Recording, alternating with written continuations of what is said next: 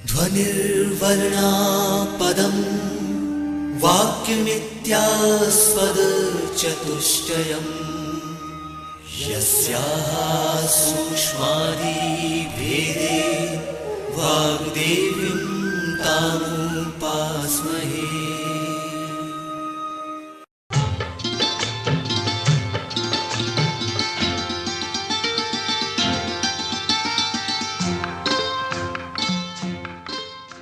मध्य प्रदेश भोज मुक्त विश्वविद्यालय का इलेक्ट्रॉनिक माध्यम निर्माण और शोध केंद्र EMPRC प्रस्तुत करता है समाज कार्य विषय पर आधारित ध्वनि कार्यक्रम समुदाय की अवधारणा। ये कार्यक्रम MSW पाठ्यक्रम के प्रथम वर्ष के विद्यार्थियों के लिए द्वितीय प्रश्नपत्र पर आधारित है। कार्यक्रम के विषय विशेषज्ञ हैं डॉक्टर SR बिल्लोरे। इस कार्यक्रम का ध्वनि मुद्रण, संपादन और प्रस्तुतिकरण किया है अमर बहादुर यादव ने। तो आइए सुनते हैं ध्वनि कार्यक्रम समुदाय की अवधारणा।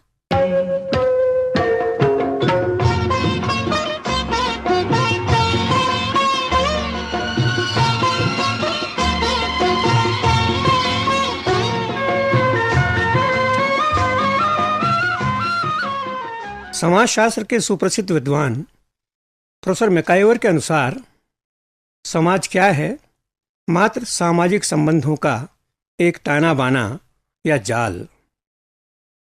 इससे एक दूसरा सवाल उठता है कि अगर हम समाज को जानना चाहें, उसको समझना चाहें, उसकी परिभाषा करना चाहें, तो समझेंगे कैसे? क्योंकि ये तो सामाजिक जो जाल है तो विश्वव्यापी है और किसी एक व्यक्ति या संस्था के बूते की बात नहीं है कि उसको समझे अपने जीवन काल में ही। इसलिए इसका एक सरल मार्ग भी है। जैसा कि हम जानते हैं, प्रेशर कुकर में चावल पका या नहीं पका, इसकी पहचान हम एक चावल के दाने से कर सकते हैं। उसी प्रकार समाज क्या है, अगर इसको समझना हो तो इसका एक छोटा सा अंश है, उसके विश्लेषण से, उसके अध्ययन से हम पूरे समाज का कुछ अनुमान लगा सकते हैं। समाज के उस छोटे से अंश या इकाई का नाम है समुदाय, जिसकी अवधारणा की बात हम लोग आज करने जा रहे हैं। प्रिय छात्रों, समुदाय के कई प्रकार हैं। गांव भी एक समुदाय है, एक छोटा सा कस्बा भी समुदाय है, एक मध्यम श्रेणी का शहर भी समुदाय है, और बम्बई या दिल्ली जैसा महानगर ये भी समुदाय की श्रेणी में ही आते हैं। लेकिन चाहे आदिवासी गांव हो या मुंबई जैसा महानगर, उनमें कुछ तत्व तो कॉमन होते हैं जिनसे मिलकर के उस आदिवासी गांव का या मुंबई का निर्माण हुआ है। जिस प्रकार से हमारे गिलास में रखे हुए पानी और महासागर के पानी के मूल तत्व तो दो ही हैं, हाइड्रोजन और ऑक्सीजन, हालांकि उनके रूप भिन्न हैं। उसी तरह से समुदाय के भी कुछ मूल तत्व हैं जो गांव में और महानगर दोनों में देखे जा सकते हैं। ये तत्व क्या हैं और समुदाय का वास्तविक स्वरूप क्या है, आइए हम देखें कुछ परिभाषाओं के आधार पर और उन तत्वों का विश्लेषण करने का प्रयास करें। समाजशास्त्र के सुप्रसिद्ध विद्वान प्रोफेसर स्कॉट ने समुदाय की परिभाषा देते हुए कहा है कि समुदाय लोगों की एक निश्चित भूभाग में स्थापित एक ऐसी बस्ती है जहां पारस्परिक संबंधों की एक व्यवस्था के माध्यम से वह अपनी दैनिक आवश्यकताओं की पूर्ति करते हैं। समुदाय एक स्वयं सचेत सामाजिक इकाई भी है और सामाजिक पहचान का प्रतीक भी। उसी तरह से समाजशास्त्र के एक अन्य विद्वान प्रोफेसर बोगार्डस ने कहा है कि समुदाय एक निश्चित भूभाग में रहने वाला एक सामाजिक समूह है जिसमें सामुदायिक एकता की या हम की भावना हो। इन दोनों परिभाषाओं का विश्लेषण अगर हम करें तो हम पाएंगे कि समुदाय के लगभग 7 या 8 तत्व हैं जिनसे मिलकर के समुदाय बनता है। पहला तो जैसा कि आपने देखा होगा, प्रत्येक समुदाय का एक निश्चित भूभाग होता है, चाहे वो गांव हो, कस्बा हो, शहर हो, महानगर हो। उसकी नक्शे में एक भौगोलिक आकृति आपको देखने को मिल सकती है। वही निश्चित भूभाग है जिसमें समुदाय के लोग निवास करते हैं। दूसरा, उस निश्चित भूभाग में रहने वाले लोगों का समूह। कुछ लोग मिलकर ही तो समुदाय में जाकर के रहते हैं और उसका निर्माण करते हैं। तो समुदाय का दूसरा तत्व हुआ व्यक्ति या समूह। समुदाय का तीसरा तत्व है कुछ सामान्य या जीवन की साझा दशाओं में भागीदारी वहाँ के रहने वाले निवासियों के द्वारा, या और शब्दों में कहें तो उनकी कुछ बुनियादी आवश्यकताओं की पूर्ति भी समुदाय में ही होती है, जैसे रोटी, कपड़ा और मकान, शिक्षा, स्वास्थ्य, यातायात, मनोरंजन केंद्र। किसी शहर में या कस्बे में रहने वाले लोग इन्हीं चीज़ों का उपयोग परस्पर मिलजुल करके करते हैं। तो तीसरा समुदाय का जो तत्व है वो है जीवन की सामान्य दशाओं में साझेदारी या भागीदारी। चौथा तत्व समुदाय को निर्मित करने वाला है लोगों की पारस्परिक उपयोगिता। एक किसान है गांव में, दूसरा है लोहार, तीसरा है तेली, चौथा है कारपेंटर या सुतार। आप देखेंगे कि चारों पांचों जो वर्ग हैं कर्मियों के, एक दूसरे की आवश्यकताओं की पूर्ति करते हैं। तो मिलजुल कर एक दूसरे की उपयोगिता जब वहां पर है तभी वो लोग पास पास रह सकते हैं। एक और तत्व है समुदाय का, वो है एक निश्चित सीमा तक थोड़ी सी एकरूपता। हम ये नहीं कहते कि गांव में रहने वाले सारे लोग एक ही जैसे कपड़े पहनते हैं या एक ही प्रकार से उठते बैठते हैं या एक ही प्रकार का उनका खान पान होता है, लेकिन कुछ कॉमन उसमें चीज़ें होती हैं। उनके वस्त्र मिलते जुलते हैं, खान पान उनका काफ़ी समान होता है, उनके रीति रिवाज काफ़ी एक दूसरे से मिलते जुलते हैं, और भाषा और बोली तो होती ही है जो उनको एक सूत्र में बांधती है। एक और तत्व होता है समुदाय का, वो है थोड़ी सी आत्मनिर्भरता। हालांकि वैश्वीकरण के इस जमाने में आप किसी भी एक सामुदायिक इकाई से अपेक्षा नहीं कर सकते कि वह पूरी तरह से आत्मनिर्भर हो। खान पान के मामले में, वस्त्र के मामले में हम लोग तो पूरी तरह से एक दूसरे के निर्भर हैं ही, लेकिन कुछ सीमा तक गांव वाले अपनी ज़रूरतों की पूर्ति अपने गांव के स्तर पर ही कर लेते हैं। महात्मा गांधी ने तो गांव की जो कल्पना की थी उसमें तो यहाँ तक कहा था कि गांव हमारा जो भावी समाज बनाएंगे हम, प्रत्येक गांव अपने आप में एक राष्ट्र होगा, उसकी अपनी संसद होगी यानी ग्राम पंचायत, और गांव के रोटी की आवश्यकताएं, गांव के कपड़े की आवश्यकताएं, गांव के मकान की आवश्यकताएं खुद गांव के स्तर पर ही पूरी हो जाएगी और गांव एक तरह से पूरी तरह से आत्मनिर्भर इकाई बन जाएगा।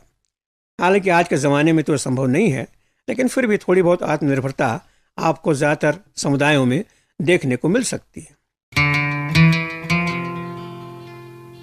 एक और तत्व है गांव का या कस्बे का या शहर का, वो है पहचान। गांव की पहचान, ये तेंदुखेड़ा है या ये खंडवा है या ये मध्य प्रदेश है, ये इनका नाम है और ये नाम इनकी पहचान है जो उनको एक दूसरे सामुदायिक इकाई से पृथक करती है। जिस तरह से व्यक्तियों के नाम होते हैं उसी तरह से समुदायों के भी नाम होते हैं। और अंत में जो सबसे महत्वपूर्ण इकाई है, सबसे जो महत्वपूर्ण तत्व है जो समुदाय की जान कही जा सकती है, वो है सामुदायिक एकता की भावना या हम की भावना। ये मेरा गांव है, ये मेरा शहर है, ये मेरा प्रांत है, ये मेरा देश है। जब तक वहाँ के निवासियों में इस तरह की भावना कम या ज़्यादा मात्रा में नहीं होगी, तब तक उस गांव का या उस समुदाय का अस्तित्व लंबे समय तक बने रहना मुश्किल है। कई बार ये सवाल पूछा जाता है कि बताइए, रेलवे का प्लेटफॉर्म है, वहाँ पर एक निश्चित भूभाग है, लोग भी हैं वहाँ पर, उस समय की कुछ जो उनकी आवश्यकताएं उसकी पूर्ति भी हो रही है, खाना पीना वहाँ पर चल रहा है, उनमें थोड़ी सी एकरूपता भी है। तो क्या हम रेलवे प्लेटफॉर्म को एक समुदाय कह सकते हैं? इसका उत्तर है बिल्कुल नहीं। क्योंकि वो जो यात्रीगण हैं जो रेलवे की प्रतीक्षा, अपनी ट्रेन की प्रतीक्षा कर रहे हैं, उनमें एकता की भावना का तो सवाल ही नहीं है। जहाँ रेल आई, एक बैठ करके अपने डिब्बों में यात्रा पर चल पड़ते हैं, न एक दूसरे से उनका परिचय होता है, न वो एक दूसरे के लिए उपयोगी होते हैं। एक और मनोरंजक सवाल पूछा जाता है कि बताइए, एक जेल है, जेल में तो समुदाय की सारी शर्तों का पालन होता है। एक निश्चित भूभाग है, निवासी वहाँ के हैं, एक दूसरे को जानते हैं, कुछ बुनियादी जो आवश्यकताएं जीवन की उसकी पूर्ति भी जेल में होती है, और बड़े बड़े जेलों में तो 3-3, 4-4 हजार तक कैदी बंद रहते हैं। तो क्या जेल को एक समुदाय कह सकते हैं? इसका उत्तर एक छोटे सवाल के द्वारा दिया जा सकता है। अगर गांव पर हमला हो किसी बाहरी डाकुओं का या किसी और तत्वों का, तो क्या गांव वाले एक नहीं हो जाएंगे? ये मेरा गांव है, मैं किसी इस तरह के व्यक्ति को यहाँ पर घुसने नहीं दूंगा। मेरी जान चले लेकिन गांव की आन बान की रक्षा में करूंगा। ये मेरा देश है, ये मेरा प्रदेश है। एकता की भावना गांव में भले आपस में कई सीमा तक मतभेद हों, लेकिन जब गांव के ऊपर कोई संकट आता है तो सारे के सारे लोग एक हो जाते हैं उसकी रक्षा के लिए। लेकिन अगर कोई जेल तोड़ने आए तो क्या कोई कहेगा नहीं ये मेरा जेल है, मैं अपनी जान दे दूंगा लेकिन अपने जेल का नुकसान नहीं होने दूंगा? उनको तो बाहरी आक्रमणकारियों का स्वागत करेंगे वो, और कहेंगे आओ भैया अंदर से हम मदद करते हैं, बाहर से तुम तोड़ो। जैसे ही मौका मिलेगा सारे के सारे 3-4 हजार कैदी भाग खड़े हों। तो छात्रों, यही एक हम की भावना है जो एक जेल को एक गांव से अलग करती है। बाकी सारे के सारे तत्व आपको उसमें मिल जाएंगे, लेकिन ये हम की जो भावना है या सामुदायिक एकता की जो भावना है, वही जेल को एक समुदाय से पृथक करती है।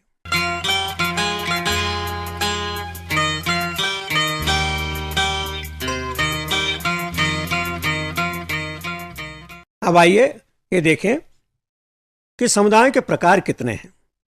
हालांकि प्रकार तो समाजशास्त्रियों ने कई बताए हैं, लेकिन एक सरल विभाजन जो है वो 3 का है। अर्थात मोटे तौर पर समुदाय 3 प्रकार के होते हैं। पहला ग्रामीण समुदाय अर्थात गांव, दूसरा नगरीय समुदाय अर्थात शहर, और तीसरे जो इन दोनों से बिल्कुल अलग हैं वो है हमारे आदिवासी समुदाय या हमारे आदिवासी गांव। तो आइए हम देखें कि इन गांवों में और शहरों में ऐसे कौन कौन से विशेषताएं हैं जो एक दूसरे को अलग करती हैं एक दूसरे से। सबसे पहले हम ग्रामीण समुदाय की बात करें, उसकी कौन कौन सी विशेषताएं हैं। सबसे पहली बात कि एक गांव का एक नेचुरल या प्राकृतिक बैकड्रॉप होता है। प्रकृति से नज़दीक होते हैं वो लोग, और उनका जो जीवन है बहुत ज़्यादा बनावटी या कृत्रिम नहीं होता है। उसी तरह से ये भी हम देखते हैं कि गांव की साइज आमतौर पर छोटी होती है, उसका जो भूभाग होता है वह छोटा ही होता है शहर की तुलना में। वहाँ की आबादी भी अपेक्षाकृत कम होती है। गांव में जो लोग होते हैं वो एक दूसरे, जैसा कि मैंने अभी आपसे पहले कहा था, एक दूसरे से उनके रीति रिवाज, उनकी भाषा, उनका रहन सहन, उनका खान पान काफ़ी मिलता जुलता है। एक प्रकार की एक रूपता आपको गांव में देखने को मिल सकती है। उसके बाद में गांव में, खास करके अगर छोटा गांव है तो प्रत्येक व्यक्ति दूसरे को व्यक्तिगत रूप से जानता है। ये मुंबई जैसे महानगर में तो पड़ोसी को भी नहीं पहचानते लोग, लेकिन गांव में इस तरह की बात नहीं है। अर्थात समाजशास्त्र की भाषा में कहें तो उनके संबंध प्राथमिक स्तर के होते हैं, प्राथमिक संबंध, प्राइमरी रिलेशनशिप। एक और विशेषता है गांव की, वो है वहाँ का सादा जीवन। बहुत ज़्यादा उनकी आवश्यकताएं नहीं होती हैं। खास करके जो हमारे इंटीरियर में जो गांव हैं वहाँ तो आपको बिल्कुल सरल जीवन शैली देखने को आज भी मिल सकती है। एक और विशेषता हमारे गांव की है, खास करके भारत में आप देखेंगे, जिसको अपन सोशल मोबिलिटी कहते हैं या सामाजिक गतिशीलता, उसका गांव में अभाव होता है या बहुत कम होती है। अर्थात रातों रात कोई व्यक्ति छोटे स्तर से ऊंचे स्तर पर नहीं पहुंच पाता है। हमारे तो जाति का बड़ा कहना चाहिए कि प्रभाव है, तो ये हम नहीं कह सकते कि कोई नीची जात के व्यक्ति रातों रात पैसा कमा करके ऊंची जाति में शामिल हो जाएगा। लोग आसानी से अपना धंधा नहीं बदलते हैं। तो lack of social mobility and economic mobility, अर्थात सामाजिक गतिशीलता और आर्थिक गतिशीलता, इनका गांव में अभाव होता है या कमी होती है। एक और विशेषता गांव की है, वो है धर्म का, रीति रिवाजों का, प्रथाओं का, परंपराओं का वहाँ पर काफ़ी असर होता है, और इनका सामाजिक नियंत्रण में इनकी बड़ी ज़बरदस्त भूमिका होती है। और गांव में, जैसा कभी मैंने आपसे कहा कि गांव में कम या अधिक मात्रा में एकता की भावना तो होती ही है, नहीं तो उस गांव का टिकना मुश्किल है। ये तो गांव की सामान्य विशेषताएं हुई, लेकिन थोड़ा भारत के गांव की अगर तरफ हम निगाह डालें तो इसमें कुछ और विशेषताओं के दर्शन हमको होते हैं जो अन्यत्र हमको देखने को नहीं मिलते। सबसे बड़ी जो हमारी पहचान है भारतीय गाँव की, वो है कास्ट, जाति। आज भी गाँव में अगर कोई नया व्यक्ति प्रवेश करता है तो सबसे पहले उसकी जात पूछी जाती है, उसके नाम से भी पहले उसकी जात पूछी जाती है, और उस जाति से ही उस व्यक्ति को उस गांव में किस प्रकार से रहना होगा ये लगभग तय हो जाता है। दूसरा, भारत की जो 80% जो जनता है आज भी गांव में रहती है वो, और उनका मुख्य जो पेशा है वो है कृषि। तो भारतीय गांव में सारे के सारे जो इकोनॉमिक जो उसका जीवन है, जो आर्थिक जीवन है, वो कृषि के इर्द गिर्द घूमता है। छोटे उद्योग या थोड़े मध्यम उद्योग वो भी कृषि के आसपास ही घूमते हैं। तीसरा, गांव में आज भी जजमानी सिस्टम है, जजमानी प्रथा है, अर्थात जो पारंपरिक रिश्ते चले आ रहे हैं जजमान के और मेजबान के, वो आज भी जारी हैं। पंचायत भी दो तरह की हैं, एक तो होती है जातीय पंचायत और दूसरी होती है ग्राम पंचायत। कई गांवों में, कई प्रदेशों में आपने समाचार पत्रों में भी देखा होगा, कई गांवों में, कई प्रदेशों में आज भी जातीय पंचायत अदालतों से ज़्यादा शक्तिशाली है। कई बार वो फांसी तक का निर्णय दे देते हैं और कई बार हम पेपर में पढ़ते हैं कि उस तरह का निर्णय का परिपालन हुआ है। गांव में, भारतीय गांव में भाग्यवादिता भी ज़्यादा है, अंधविश्वास ज़्यादा है, शिक्षा की आज भी कमी है। हम ये दावा करते हैं कि 54% आबादी भारत की आज शिक्षित हो गई है औसतन, लेकिन ये जैसे आप गांव में जाएंगे ये प्रतिशत आपको काफ़ी कम मिलेगा। और एक और विशेषता है, हमारे यहाँ जो स्त्रियां हैं उनका दर्जा गांव में आज भी पुरुष के बराबर आपको देखने को नहीं मिलेगा। और जहाँ तक स्वास्थ्य की दशाएं हैं, सैनिटेशन है, साफ सफाई है, उसका भी आपको गांव में, भारतीय गांव में अभाव मिलेगा। तो कुल मिलाकर के यह गांव का, एक भारतीय गांव का चित्र है, और ये विशेषताएं आपको किसी और गांव में, किसी और देश के गांव में देखने को नहीं मिलेगी।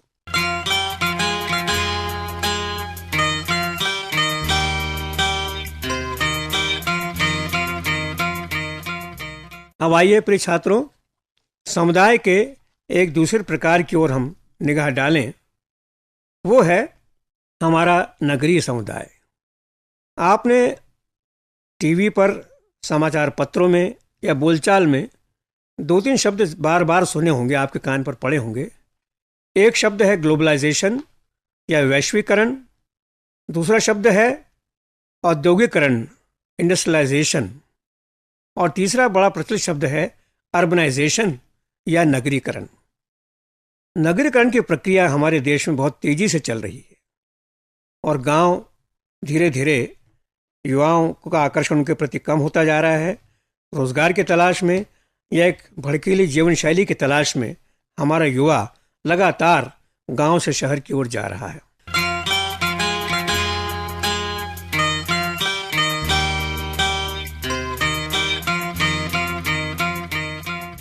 तो आइए शहरों की कुछ विशेषताओं पर हम निगाह डालें।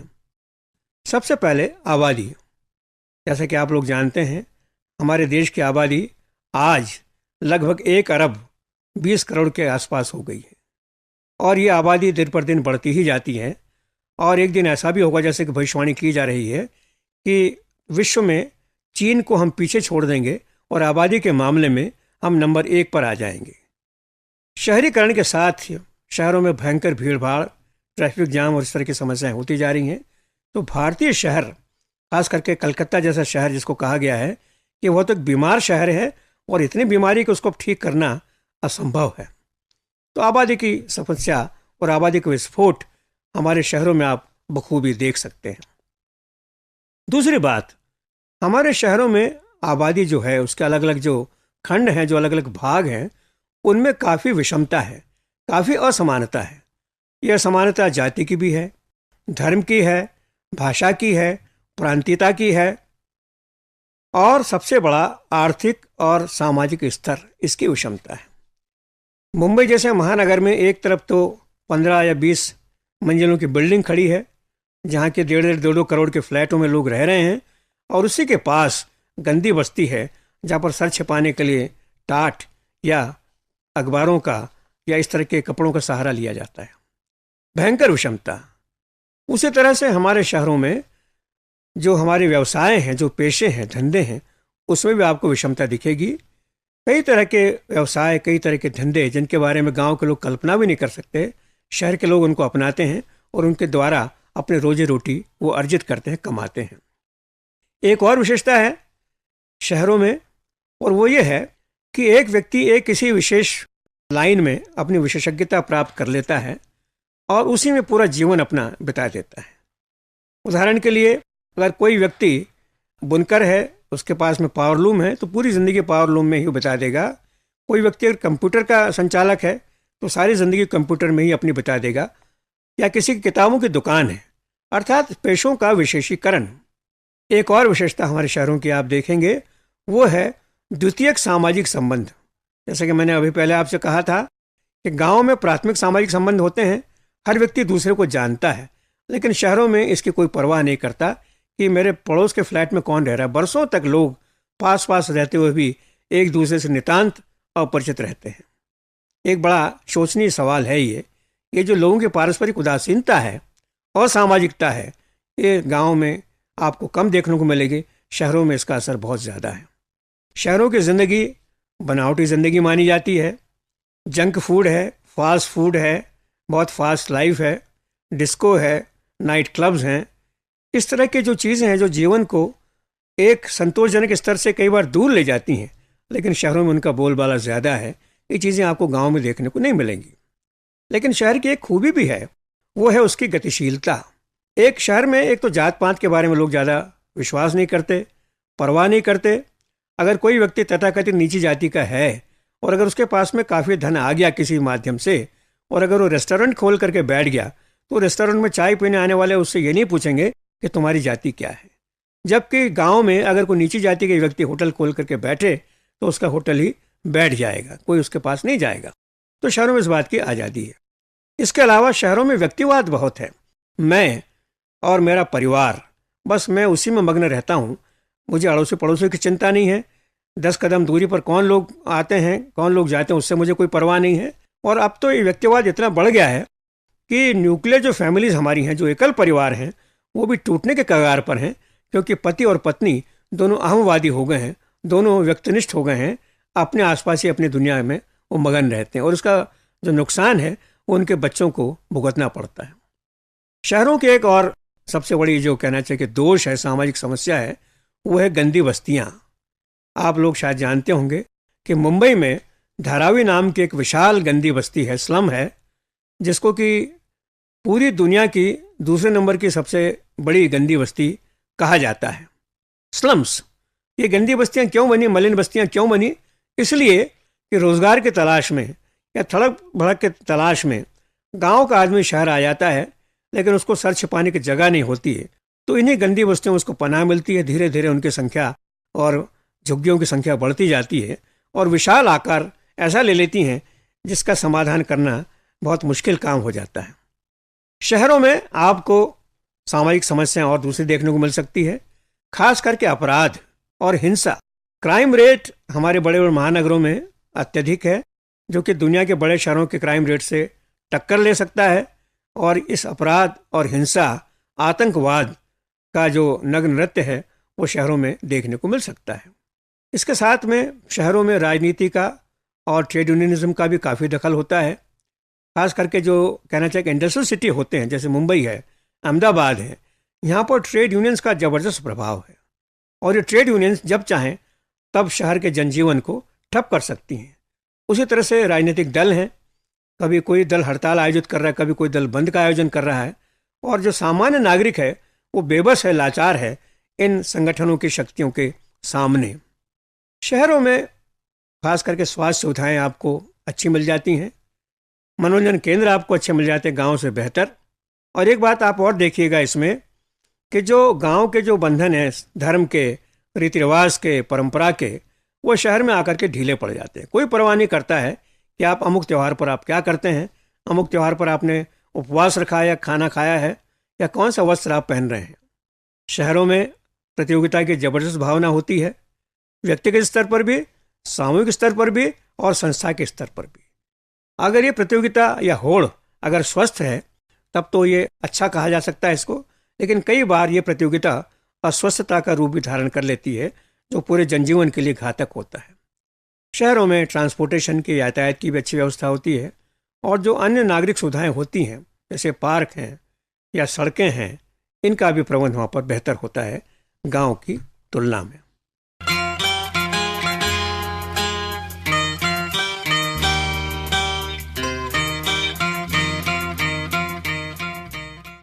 अब आइए एक तीसरे प्रकार की ओर भी हम निगाह डालें, और वो है हमारा आदिवासी समुदाय या आदिवासी समाज।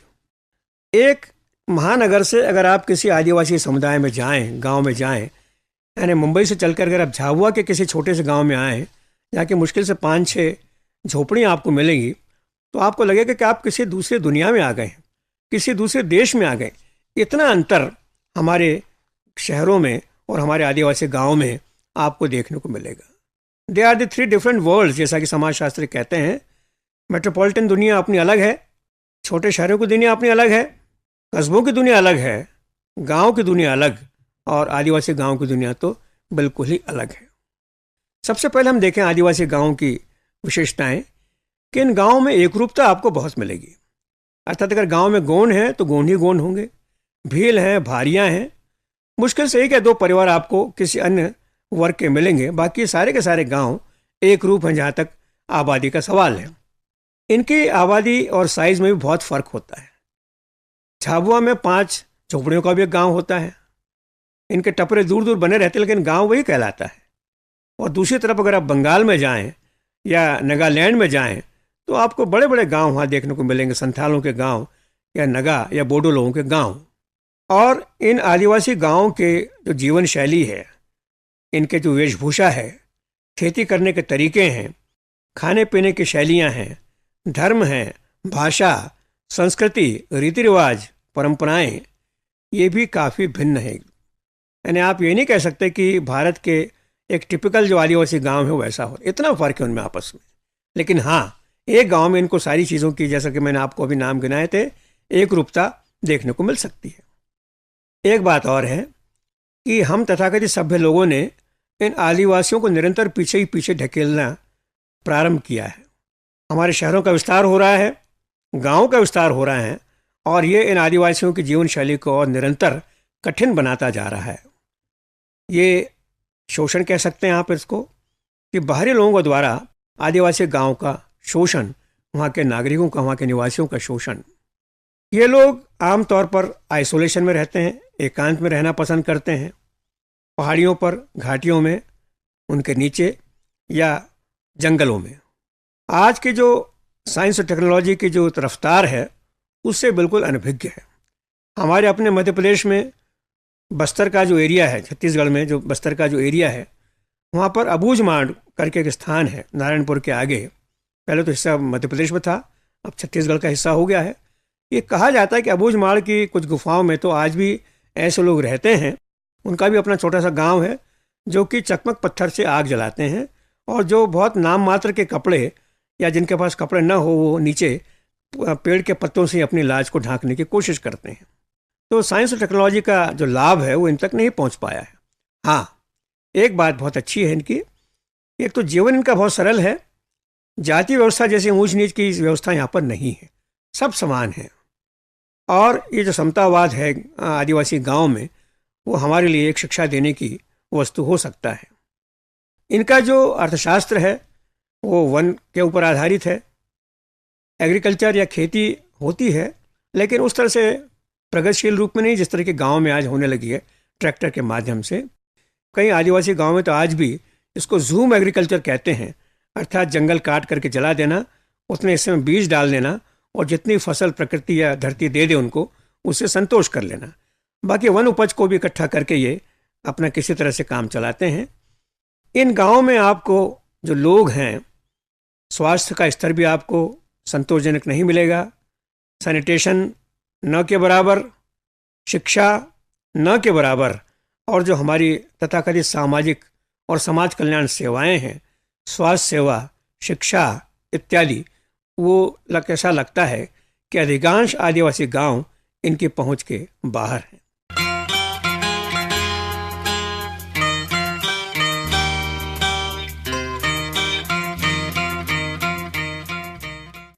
तो प्रिय छात्रों, आज हमने ये देखा कि समुदाय एक ऐसी भूमि है, एक ऐसा स्थान है जिसका निश्चित आकार है, भूभाग है। वहाँ पर कुछ लोग रहते हैं, कुछ उनके कॉमन चीज़ें जो आपस में शेयर करते हैं, एक दूसरे संबंध रखते हैं। लेकिन जो सबसे बड़ी बात है, जो समुदाय के लिए परम आवश्यक है, वो है एकता की भावना। हम एक हैं, ये हमारा गांव है, इस तरह की भावना ही समुदाय में सबसे प्रमुख मानी जाती है। और मैंने आपको समुदाय के 3 प्रकारों की भी चर्चा की, ग्रामीण समुदाय, नगरीय समुदाय और आदिवासी समुदाय। कुल मिलाकर के यह थी समुदाय की अवधारणा।